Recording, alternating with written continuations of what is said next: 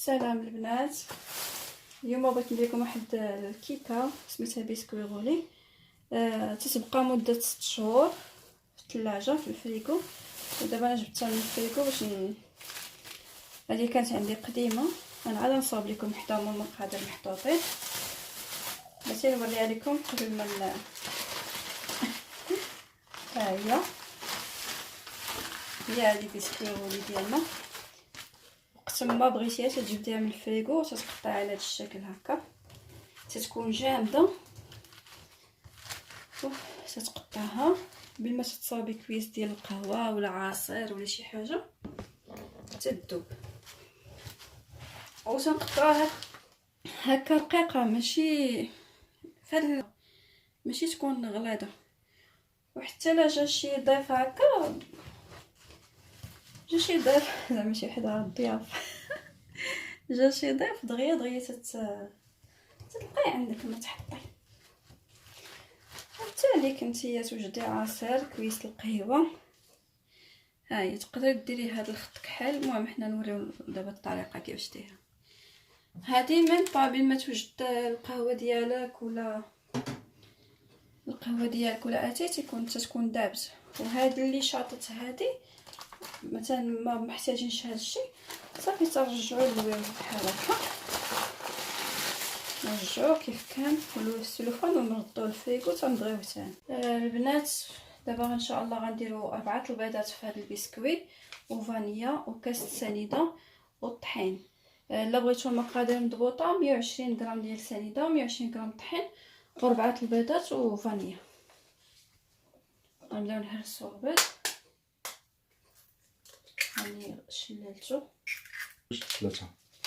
من بعد ما درت 4 ديال البيضات غنديروا عليهم الفانيا وغنديروا عليهم سنيده، غادي نضربوهم حتى يتضاعف لينا الحجم ديال من بعد ما تضاعف الحجم ديال البيض غنشدو الطحين هكا. المهم 120 غرام. انا غندير عيني ميزاني هكا، تنخدمو دائري هكا من التحت للفوق وبشويه تندخلو الطحين.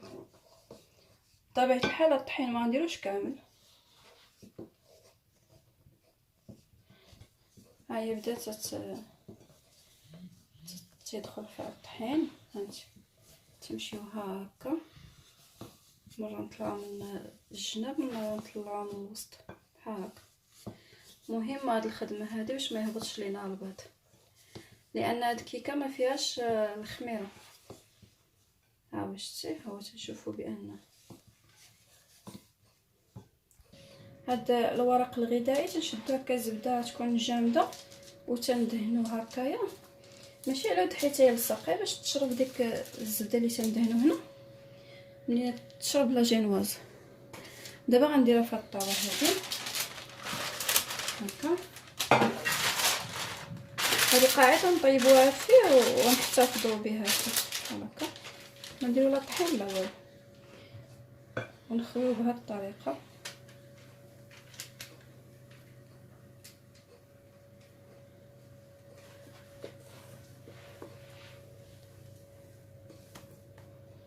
ونسخنوا الفران. انا يلاه شعلت الفران دابا نحطها وغندير. بالنسبه للمذاق اللي بغى يدير الفاني يدير، اللي بغى يدير شي حاجه اخرى من غير الفاني يدير الليمون، اللي بغى الحامض اكسيون. هكا تنبقاو نديرو هكا بشويه نسرحوها، لان تتكون قاصحه هاد العجينه عاقده. يلا هاهي دابا لا جينواز ديالنا درناها هنا، غندخلها الفران دغيا غادي طيب. وملي غادي طيب غنوريكم نكملوا الطريقه ديال كيفاش نصاوبوها. بعد ما خرجتها هي باقا سخونه، خرجتها من الفران دابا سخونه تبارك الله، جات طالعه بزاف. هاهي سخونه، حتى سخونه نخدموها. الطريقه ديال التزيين غنديروا الكونفيتور ديال المشماش. يستحسن يكون داك الجاري، انا ما عنديش الجاري، درت غير هذا هكايا، ضربته هكا بسميتو باش يخفف. ومع السخونيه مع السخونيه غادي يذوب. الا كان جاري غتكون احسن، داك الجاري بحال تيفزكها شويه. هيا ملي درت ليه هذاك الكونفيتير، انا عندي شويه خاطر بقى داك جامد، ولكن الا كان عندكم داك الجاري يستحسن. من بعد الا جبت لكم هذيك كان اللي كنت مصاوبه هذه شي 2 سيمانات، هاد لابغيتو هاد الكحوليه هادي، هاد الشكلاط يعني نديرو الشكلاط، بغيناها تجي في هاد اللون نخلي الشكلاط نديرو بهاد الطريقه. من بعد ما نديرو هذا الشكلاط بحال هكا نبقاو نضربو هكا تندوزو كاع. هذه الا بغيناها تجي بحال هذا الشكل، وممكن نخليوها بلا شكلاط، حتى بلا شكلاط تجي زوينه، ولا تنديرو وحده هكا وحده هكا، ومن بعد تنخالفوهم في الحطه. هيا من بعد ما درنا الكاكاو عليها كامله غنديرو بحال هكا، باقا سخونه، غنحاولوا نجمعوها هكا نلويو هكا، وفي نفس الوقت ندورو معنا هاد القاعد هكا ونجرب بحال هكا. تتكون لاجينواز مازال سخونه تنتحكموا فيها. هاد لاجينواز تبارك الله جات عاليه لان البيض كان كبير شويه. هكا هي باقا سخونه. الكونفيتير البنات قاصح بزاف، انا درتو بيديا هكا باش يخفف. سمحوا لي نكمل بيدي، لان الا كان الكونفيتير الاخر ما نحتاجش نديري بيديك الكونفيتير الجاري. المهم تنعمروها هكا بالكونفيتير من برا، داك الكونفيتير هو اللي تيفزكها. دابا هي الكيكه سخونه غادي تطلق الكونفيتير معها. الكونفيتير في الجهه اللي باينه هكا الفوق غادي نديرو دابا الكوك، نغطيوها بالكوك نحاولوا ندورو هكا. المهم حتى ندوروها كامله بالكونفيتير هو الاول والكوك. هاد الحلوه راه نهار اللي تبقاو تجربوها ما تخطاش الثلاجه ديالكم.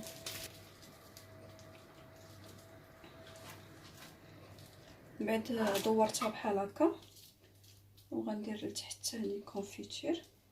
المهم انا تندير بيدي لانه قاصح هذا الكونفيتير باش يلصق، ضروري نستعمل يدي، ولكن راه تيذوب ملي تحطيه على الكيك مازال سخون تيذوب هكا. وغنهزو الكوك وندوروها كامله.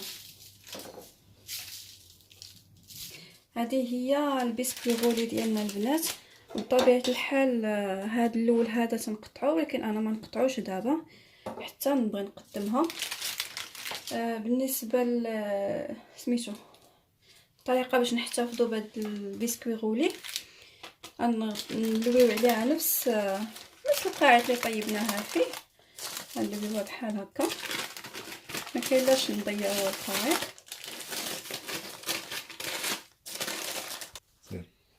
ما تنديروا السلوفان هكا، ولا الا ما عندكمش السلوفان تقدروا ديروا غير شي ميكا ديال الثلاجه. ها هي البسكويت ديالنا. طريقه الاحتفاظ بها كاين جوج طرق. تقدري تخليها في الثلاجه عاديه تتبقى مده سيمانه صالحه للاستعمال، ولا كنتي غتخبيها في الفريغو فتتبقى مده 6 شهور. يعني وقت ما وكل ما بقات في الفريغو كل ما زيانت. وهادشي اللي كاين، يعني تحتاجيها في اي وقت. ودابا ان شاء الله غندوز نصاوب كيكه اخرى بلا شكل بنفسها، هي بلا شكلاط، باش ملي نقطعها لكم ان شاء الله تشوفوا كيفاش تيكون الاختلاف. وحاجه اخرى ان هاد الكيكه ما تاكليهاش ديك الساعه، تتكون باقا سخونه، باقي ما شرباتش داك الكونفيتير ديالها، يعني على الاقل حتى الغد اللي عاد تاكلها. من بعد عاودت زدت لها السلوفان بالجهه المعاكسه، لان ما خصش يدخل ليها كاع داك الشي ديال الفريغو. وهذه راه ممكن تصاوبي 6 الوحدات 7 اللي عنده فريغو كبير تينفعوك زعما تينفع. قيمتهم ما تعرفيها حتى تصاوبيها. تكوني هكا شي نهار عيانه ولا شي حاجه، تاخدي واحد كاس قهوه، تقطعي لك واحد مورسو، تتفرحي. صافي ها هي صافي لاجينواز الثانيه باش نوريكم الشكل الثاني. ودرتها في طاوه كبيره. ديك الاولى جاتني شويه غليظه،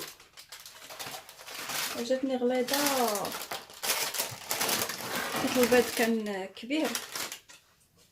المهم ها هي هذه جات الفوقه، تحرقت ليا شويه المونه.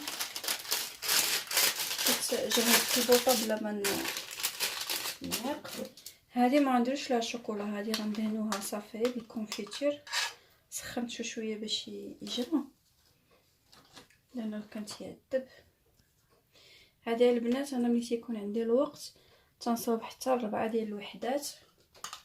جات نسايهم في الثلاجه يبقاو لك حتى 6 شهور.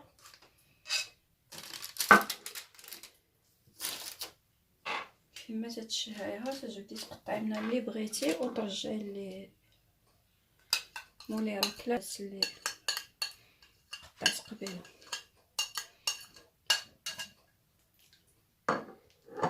هاهي هكا زوينين. زوين عجبوك. شكرا. عفوا سيدي. ديك الزبده اللي تنديرو لتحت تخليها تبقى رطبه ما تكونش طايحه بزاف. ودابا غنقلبو فيها ونتلاقاو لذلك ان شاء الله. تنبقاو غادي نستمرين. يلا خرجتها من الفرن بقى سخونه باش تجينا ساهله في الليان ديالها. هكا صافي. هذه جات ديال الحجم ديالها احسن من الاخرى كانت كبيره وتا هي زوينه، كلشي زوين مكنخليوش. صباح الخير البنات. اليوم الغد ليه جيت قطعت معكم الحلوه كما قلت لكم انها ما تتكالش ديك الساعه.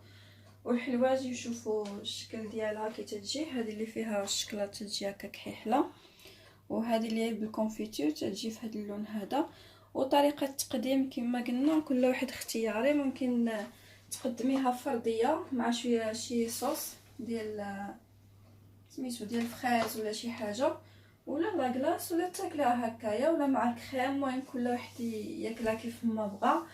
وتنشكركم البنات بزاف ونتمنى تعجبكم هذا الكيك لانه تيبقى معنا مده طويله.